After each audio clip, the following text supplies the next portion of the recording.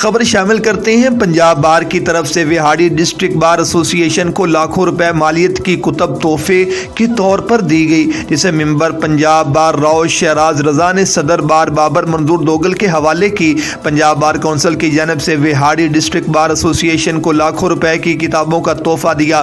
ممبر پنجاب بار راؤ شہراز رضا نے کہا کہ پنجاب بار کونسل اس وقت پورے پنجاب میں تمام اضلاع کو اس وقت کتابوں کا تحفہ دے رہی ہے۔